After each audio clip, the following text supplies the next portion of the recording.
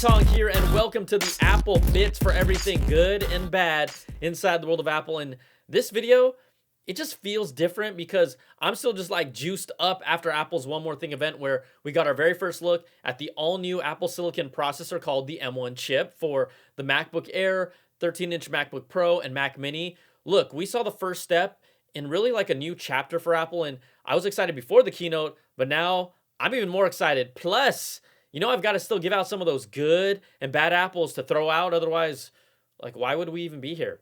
All right, Apple didn't waste time with another top-notch and just gorgeous keynote from Apple Park. The M1 looks like a beast for Apple's first ever dedicated computer processor. It's an 8-core CPU with 4 high-performance cores. According to Apple, it has the world's fastest CPU core, plus 4 high-efficiency cores that use 1/10 of the power while still bringing high performance. Now, the biggest thing Apple stressed here is how the M1 brings the best performance per watt. That really plays out big time with battery life. The M1 has its own integrated graphics with a GPU containing up to 8 cores. And if this chip is similar to the one on your phone, then really it should wake up fast. And Apple, they just gave us a little sassy time with the new instant wake feature. I shouldn't have gotten warm from that, but I did. I mean, I can admit it. That MacBook Air was hot. Now, you can run iPhone and iPad apps on a Mac with the M1. If someone says, why? Well, my answer is why not? And if you're worried about the software transition, you'll need to see really which apps are important that you use and see if they have universal versions that run on both the M1 and Intel chips. But if it's an Apple app, hey, you're going to be just fine. The M1 chip supports Thunderbolt 3 and USB 4, and that's important to note because that means it doesn't support the newer Thunderbolt 4 standard. Thunderbolt 3 and USB 4 uses the same USB Type-C connection, so all your peripherals should be okay except for Thunderbolt external GPUs. The M1 doesn't support this. Now, Thunderbolt 4, this is kind of the next version. This has the same 40 gigabits per second speeds like Thunderbolt 3 does, but it also does a few other things. It supports up to 2 4K displays or one 8K display. Right now, all the new Macs announced support connecting to a display with up to a 6K resolution, so they won't have the flexibility of Thunderbolt 4, but they can now all connect to the Apple Pro Display XDR. And if you're in the ecosystem and you can afford it, well, that's a big deal. And Apple made sure every image with a Mac and a screen was paired with a Pro Display XDR like they should. Now, Thunderbolt 4 supports docks with up to 4 Thunderbolt ports and double the minimum video and data requirements of Thunderbolt 3. There's even longer Thunderbolt 4 cables that don't compromise the 40 gigabits per second cable speed, and these are all features that might matter depending on the user. But let's talk about speed, and Apple threw out every number possible at us to show us just how much faster the M1 chip really is. And I know they talked about how fast it was compared to PCs, but I mean, that was kind of ambiguous to me. Not kind of, it was, because we don't know what machines or what the specs they were comparing to. I mean, was it an Intel? Was it an AMD chipset? It could have been anything when we don't know what they're using as a true comparison. And I know they're not going to talk in depth about competitors' machines, but in a comparison like that, where you make bold claims, it's important to see that. And I think we can agree the M1 Macs, they're going to be a whole lot faster compared with the previous Macs in the same product family. So Apple talked about how their performance per watt was at twice the level compared to the latest PC chip. Again, we don't know which PC chip it was. So watching that whole part, I was like, oh, wow, this is great. But it also left me kind of like thinking, oh, okay, sounds great if we really knew what we were talking about. The M1 looks extremely efficient, and this also contributes to its battery life. The MacBook Air will get 15 hours with web browsing and 18 total hours of video playback. In the last generation, we're talking about maybe, 10, 11, 12 hours of juice. So this is a huge jump. It's a big deal. But then we go to the MacBook Pro 13-inch, 17 hours of web surfing and 20 hours of video. That's a rad apple. Yeah! Oh yeah, that is sick. Now the Mac Mini, that's plugged into a wall, so it has power as long as you have power. All right, let's focus on some of the details of each Mac that they announced. Starting with the Mac Mini, its CPU is 3 times faster, it has 6 times faster GPU performance, and it's 15 times faster for machine learning. Those are big numbers. On the back, its I/O has changed from the previous generation, so it loses 2 of the Thunderbolt 3 USB 4 ports, and its gigabit Ethernet port loses the ability to be configured to a 10 gigabit Ethernet. Now, you can buy an adapter, but then that would take up one of the Thunderbolt ports. So one thing to note about this Mac Mini is if you're someone who likes to upgrade it, well, this new unified memory is non-upgradable. So that means you can't do anything with it. The Intel-based Mac Minis, those are still user upgradable, but this new M1 Mac Mini, you can't get to it. You can't change it out. And I know some of you are not going to be too happy about it, but hey, I'd rather tell you than let you figure that out later.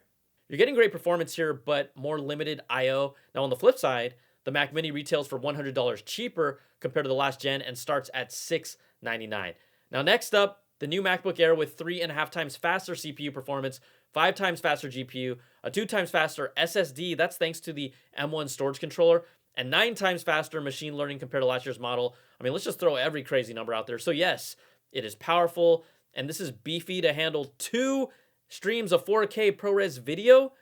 This is on a freaking MacBook Air. Like, I was giddy watching this. It's just like, what's next, right? The actual exterior design is exactly the same for all these Macs, but inside it's different with the Air because it does not have a fan. So historically, the MacBook Air, although slim and sexy, has a fan that goes off more than anyone ever wants to. Like, trust me, if you know, you know.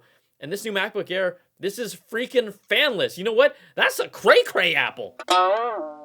Plus, it brings an updated display that supports the P3 wide color gamut. They've also changed the keyboard layout on the Magic Keyboard for the Air. So if you were used to doing Launchpad or changing your keyboard brightness from the function keys, that's changed. You now have Spotlight at F4, Siri and dictation at F5, and then a Do Not Disturb at F6.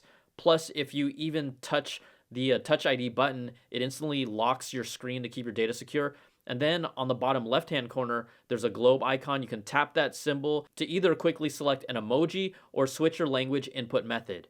This new MacBook Air starts at $999, and that's just a killer price for this on paper until we see like the reviews. But I gotta imagine, I mean, that's a nice machine. Now, the new 13-inch MacBook Pro, this comes with 2.8 times faster CPU, 5 times faster graphics, and 11 times faster machine learning from the previous generation.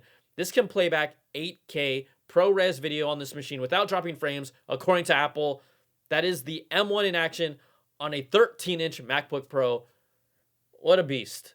I was freaking out during this whole keynote. Now, one thing that's not so beastly, though, that we don't know until later, the new 13-inch, also like the new Mac Mini, it only has 2 Thunderbolt 3 USB 4 ports. It used to have 4 ports, but now it only has 2. And this is curious for me because historically, let's say the earlier MacBook Pros, the lower end ones had only 2 ports on the 13-inch, and the higher end ones had 4. But right now, we're in this weird transition where only the Intel-based MacBook Pros come with 4 ports. Even if the M1 chip is the newer, superior chip, you can only get 4 ports on the quote-unquote inferior Intel-based ones. So if you want 4 ports, you are forced to pick up an Intel chip 13-inch MacBook Pro. I have no idea what went into that decision, but 2 ports with your brand new chip on a Pro machine, yeah, that's a bad apple. Ew! Come on, guys. Now, 2 things that separate the 13-inch Pro from the Air. It has its own active cooling system. Translation, that means it has fans. The MacBook Air does not, unless you're talking about people who really love it. Those would be considered fans of the MacBook Air. Also, for the entry-level model, the 13-inch has an 8-core CPU and 8-core GPU, while the Air has an 8-core CPU and a 7-core GPU. Those are just the entry level.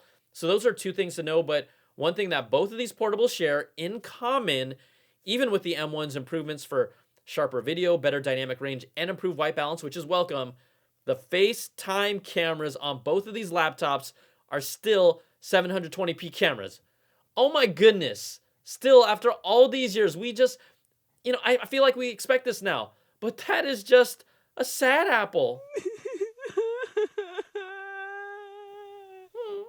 Now, I've pretty much given up hope. Like, it will be a miracle the day we get a 1080p FaceTime camera from Apple's MacBook of any kind.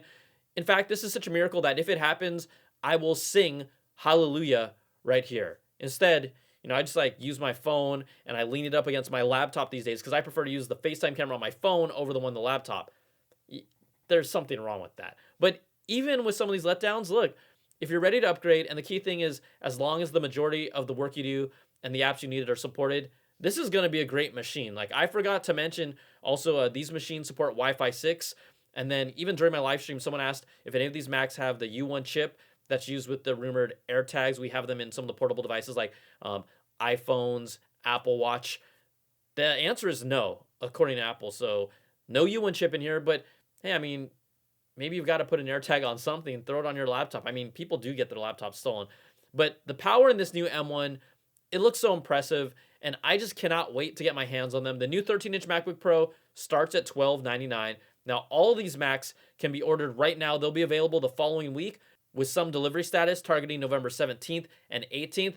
Now, for me, I'm a 16-inch MacBook Pro user. I mean, that is my workhorse. That is my baby. So however long it takes to get the 16-inch to be ready, I'm just going to wait it out patiently, knowing that if this is just the start, it's going to get even better. And I'm already impressed with the M1's first showing. I just can't wait to see. Look, they said it's a 2-year transition. Maybe it's 2 years. Maybe they got to figure out, these have integrated graphics. I'm going to imagine with the Pros that they're going to be working with partners to make them compatible with discrete graphics for even better GPU processing power. But we'll see. I'm just like thinking out ahead of time, but it's going to take more time. But when you look at, all these new machines, yes, there are a few letdowns, but I don't think there's any major deal breakers here at all. And really the biggest thing to keep in mind is that if you're going to make this jump, just make sure the key apps you use are supported by the new chip and macOS Big Sur. Oh yeah, that's officially coming out November the 12th. I've had plenty of time with the beta. I'm loving that as well. But the future of the Mac, it just got off to a great start. There's instantly major performance benefits, and the integration that will happen between Apple devices over time, that's going to be awesome. I just think that this is a truly exciting time for the Mac, and I can't remember the last time I said that. I know that we get excited for new models, but this is an entire new generation of chip. This could give the new Mac line, another more than 10 years, 15, 20 years down the road. This is going to evolve as we go over time, and that's good. It's a good thing. Also, I wanted to take a moment to personally say thanks to all of you because if you saw, I recently did the unboxing of the iPhone 12 mini and 12 Pro Max. Apple, they did send them to me a little earlier, so many of you were like super supportive that it kind of took me by surprise. I didn't expect your kind words, so I just want to say thank you. Thank you to all of you. You're part of why I was able to get access like that. And plus, since I'm finally getting product early from them, I've decided to add like a few new Apple shout outs to the show because, who knows when they're going to take it away from me. So in future episodes, you might see something like the new, "That's a shiny apple," or "That's a flawless apple," or maybe this one, "There's nothing that will ever even come close ever to this apple." Yeah. I'll also be getting rid of all bad, sad, and mad apples moving forward. Come on. You think I'm going to really do that? I'm going to treat them exactly the same as I have before, so I'll just be as fair like I normally am, and if that gets me in trouble, well, that's just how it is, all right? Hey, everybody, thanks so much. That's going to do it for this video. If you like what you see, you know what to do. Give me that thumbs up, subs up, and hit that notification bell, ding, to get my latest videos when they drop. Also, you can check out my Apple Bits XL audio podcast to get the latest deep dive with all the stories and more every week, and you can support all my content at patreon.com/Brian Tong. So thanks for watching, everybody. I will catch you next time. Take care. We'll see you soon. Peace and love.